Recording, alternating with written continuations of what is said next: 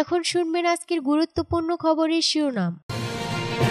পাকিস্তানকে কেবল ট্রেলার দেখানো হয়েছে, রাজনাথের হুঁশিয়ারি।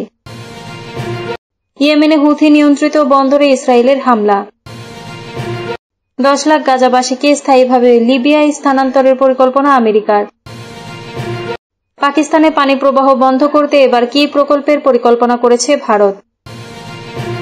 ইউক্রেনের হয়ে যুদ্ধ, অস্ট্রেলিয়ায় নাগরিককে 13 বছরের কারাদণ্ড রাশিয়ার।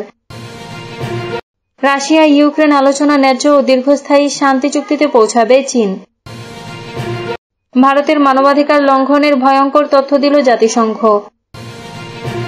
পাকিস্তানকে কেবল ট্রেলার দেখানো হয়েছে, রাজনাথের হুঁশিয়ারি। অপারেশন সিঁদুরের মাধ্যমে পাকিস্তানকে কেবল ট্রেলার দেখানো হয়েছে বলে হুঁশিয়ারি উচ্চারণ করেছেন ভারতের প্রতিরক্ষা মন্ত্রী রাজনাথ সিং। তিনি বলেছেন, অপারেশন সিঁদুরের ব্রাহ্মস সুপারসোনিক ক্ষেপণাস্ত্র ব্যবহার করা হয়েছে, যা পাকিস্তানকে রাতের অন্ধকারে দিনের আলো দেখিয়েছে। এই অভিযান এখনো শেষ হয়নি, পাকিস্তানকে কেবল ট্রেলার দেখানো হয়েছে। রাজনাথ সিং আরো বলেন, বর্তমান যুদ্ধবিরতি পাকিস্তানের জন্য কেবল এক ধরনের পরীক্ষামূলক সময়। যদি তাদের আচরণে উন্নতি হয় তাহলে ভালো, না হলে কঠিনতম শাস্তির মুখোমুখি হতে হবে। এদিকে ভারতে আন্তর্জাতিক মুদ্রা তহবিলের IMF এর কাছে অনুরোধ করেছে যে তারা যেন পাকিস্তানের জন্য অনুমোদিত 1 বিলিয়ন বা 100 কোটি মার্কিন ডলারের আর্থিক সহায়তা পুনর্বিবেচনা করে। ভারতের দাবি, ইসলামাবাদ এই তহবিলের একটি বড় অংশ সন্ত্রাসবাদী অবকাঠামোতে ব্যয় করতে পারে। আর প্রতিরক্ষা মন্ত্রীর বক্তব্য অনুযায়ী ভারতের কৌশলগত অবস্থান এখন আরো আক্রমণাত্মক। তাছাড়া ভারতীয় সেনাবাহিনী ও বিমান বাহিনীকে যে কোনো পরিস্থিতির জন্য প্রস্তুত থাকতে বলা হয়েছে। ইয়েমেনে হুথি নিয়ন্ত্রিত বন্দরে ইসরায়েলের হামলা। ইয়েমেনের সশস্ত্র গোষ্ঠী হুথিদের নিয়ন্ত্রণাধীন বন্দরগুলোতে হামলার কথা জানিয়েছে ইসরায়েল। সেই সঙ্গে হুথিদের প্রধান আব্দুল মালিক আল হুথিকে খুঁজে বের করে হত্যার হুমকি দিয়েছেন ইসরায়েলের প্রতিরক্ষা মন্ত্রী ইসরায়েল কাজ। শুক্রবার হুথি নিয়ন্ত্রিত আল মাসিরা টিভি জানায়, লোহিত সাগর উপকূলবর্তী ইয়েমেনের হুদেইদা ও সালিফ বন্দরে শুক্রবার হামলা চালিয়েছে ইসরায়েল। আক্রমণে স্থাপনাগুলো মারাত্মকভাবে ক্ষতিগ্রস্ত হয়েছে। বার্তা সংস্থা রয়টার্স জানায়, বেন গুরিয়ন আন্তর্জাতিক বিমানবন্দরকে লক্ষ্য করে হুথিদের সাম্প্রতিক হামলার জবাবে হুথি নিয়ন্ত্রিত লক্ষ্যবস্তুতে ইসরায়েল হামলা চালিয়েছে বলে মনে করা হচ্ছে। ইসরায়েলি হামলার বিষয়ে বিস্তারিত কিছু জানায়নি আল মাসিরা। গাজায় ফিলিস্তিনিদের প্রতি সংহতির কথা জানিয়ে ইসরায়েলের ওপর ক্ষেপণাস্ত্র হামলা অব্যাহত রেখেছে হুথিরা। যদিও এক চুক্তির মাধ্যমে আমেরিকান জাহাজে হামলা বন্ধে সম্মত হয়েছে গোষ্ঠীটি।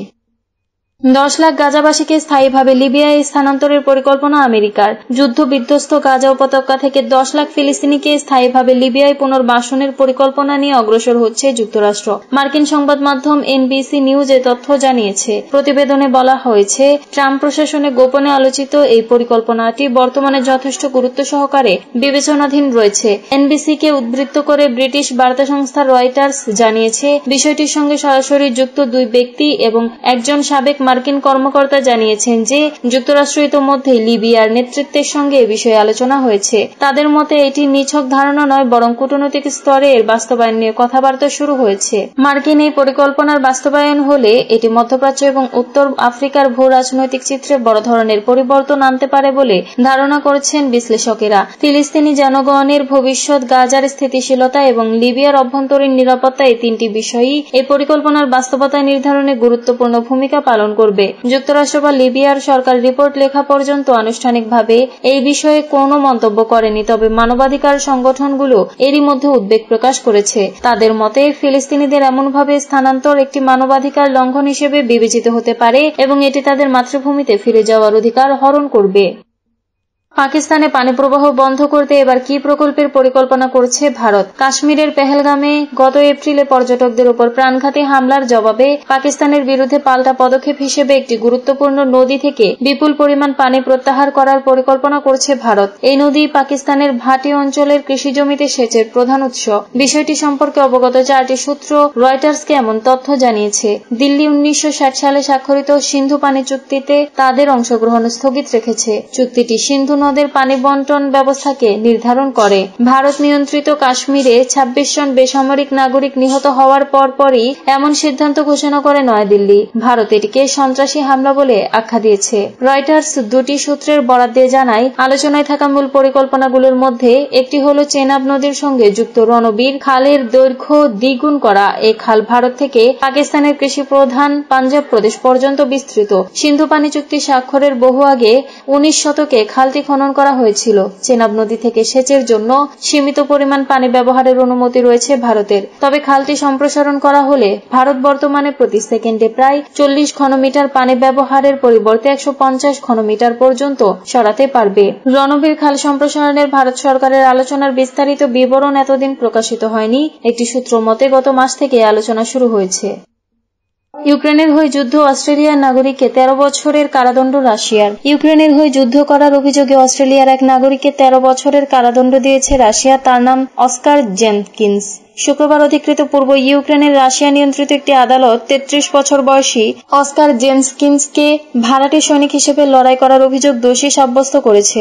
জেনকিন্সকে ডিসেম্বরের লুহান্স অঞ্চল থেকে আটক করা হয়। প্রসিকিউটররা বলেন তিনি 2024 সালের ফেব্রুয়ারিতে ইউক্রেনে যান। প্রতিবেদনে বলা হয়, রাশিয়ান সেনাদের বিরুদ্ধে সামরিক অভিযানে অংশ নেওয়ার জন্য তাকে প্রতি মাসে 6 থেকে 8 লাখ রুবল দেয়া হয়। ডিসেম্বরের অনলাইনে জেনকিন্সের একটি ভিডিও ছড়িয়ে পড়ে। সেখানে দেখা যায় তাকে হাত বাঁধা অবস্থায় মুখে আঘাত করা হচ্ছে এবং রাশিয়ান বাহিনী তাকে জিজ্ঞাসাবাদ করছে। ইউক্রেনের হয়ে লড়াই করার জন্য তাকে অর্থ প্রদান করা হয়েছে কিনা সে বিষয়ে তাকে জিজ্ঞাসা করা হয়। জানুয়ারিতে জেনকিন্সকে আটকের পর হত্যা করা হয়েছে এমন প্রতিবেদনের জন্য রাশিয়ার রাষ্ট্রদূতকে তলব করে অস্ট্রেলিয়া। এরপর থেকে অস্ট্রেলিয়া সরকার বারবার তার মুক্তির আহ্বান জানিয়েছে। এর আগে এক ব্রিটিশ ব্যক্তিকে 19 বছরের কারাদণ্ড দেয় মস্কো। তার বিরুদ্ধে সন্ত্রাসবাদ ও ভাড়াটে কার্যকলাপের অভিযোগ আনা হয়। রাশিয়া ইউক্রেন আলোচনা ন্যায্য ও দীর্ঘস্থায়ী শান্তি চুক্তিতে পৌঁছাবে চীন। চীনের পররাষ্ট্র মন্ত্রণালয়ের মুখপাত্র লিনজিয়ান বলেছেন, তারা আশা করছেন রাশিয়া এবং ইউক্রেনের মধ্যকার আলোচনা একটি ন্যায্য ও দীর্ঘস্থায়ী শান্তি চুক্তিতে পৌঁছাবে। লিনজিয়ান বলেন, আমরা শান্তির জন্য নিবেদিত সকল প্রচেষ্টাকে সমর্থন করি। আশা করা হচ্ছে সংশ্লিষ্ট পক্ষগুলো সংলাপ এবং আলোচনা চালিয়ে যাবে যাতে সকল পক্ষের কাছে গ্রহণযোগ্য একটি ন্যায্য, স্থায়ী এবং বাধ্যতামূলক শান্তি চুক্তিতে পৌঁছানো যায়। ভারতের মানবাধিকার লঙ্ঘনের ভয়ঙ্কর তথ্য দিল জাতিসংঘ। রাজধানী দিল্লি থেকে 40 জন রোহিঙ্গাকে ধরে নিয়ে বঙ্গোপসাগরের পাশে আন্দামান সাগরে নিয়ে ফেলে দিয়েছে ভারত। এমনই এক ভয়ঙ্কর তথ্য দিয়েছে জাতিসংঘের মানবাধিকার অফিস। জাতিসংঘের মানবাধিকার অফিস বলছে, ভারত সরকার সম্প্রতি মিয়ানমার থেকে আসা রোহিঙ্গাদের জোরপূর্বক ফেরত পাঠানোর প্রক্রিয়া জোরদার করেছে। এর অংশ হিসেবে ভারতীয় নৌবাহিনী 40 জন রোহিঙ্গা শরণার্থীকে সাগরে ফেলে দিয়েছে বলে অভিযোগ উঠেছে। বিশ্বের অন্যতম নিপীড়িত জনগোষ্ঠী এই রোহিঙ্গারা। 2017 সালে মিয়ানমারের সামরিক বাহিনীর জাতিগত নিধন থেকে বাঁচতে 10 লাখেরও বেশি রোহিঙ্গা পালিয়ে আশ্রয় নেয় বাংলাদেশে। ওই সময় ভারতে প্রবেশ করেন 22,000-এরও বেশি রোহিঙ্গা, যাদের শরণার্থী হিসেবে স্বীকৃতি দেয় জাতিসংঘ। মানবাধিকার গোষ্ঠীগুলো দাবি, রোহিঙ্গাদের ফেরত পাঠানোর ক্ষেত্রে নিষ্ঠুরতা অবলম্বন করছে ভারতীয় নিরাপত্তা বাহিনী। সেখানে তাদের ভারতীয় নৌবাহিনীর একটি জাহাজে তোলা হয়। জাহাজটি আন্দামান সাগরের কাছে মিয়ানমারের তানিনথারি অঞ্চলের দিকে যাত্রা করে। ওই জাহাজে থাকা রোহিঙ্গারা জানিয়েছেন, তানিনথারির কাছে পৌঁছানোর পর তাদের লাইফ জ্যাকেট দেওয়া হয় এবং সাগরে ঝাঁপ দিতে বাধ্য করা হয়। ওই সময় তাদের মিয়ানমারের একটি দ্বীপে সাঁতরে চলে যেতে নির্দেশ দেয় ভারতীয় সেনারা। ভারতের মানবাধিকার সংগঠন people's union for civil liberties জানিয়েছে, যাদের পানিতে ফেলা হয়েছিল তাদের মধ্যে কিশোর, বয়স্ক এবং ক্যান্সার রোগীও ছিলেন।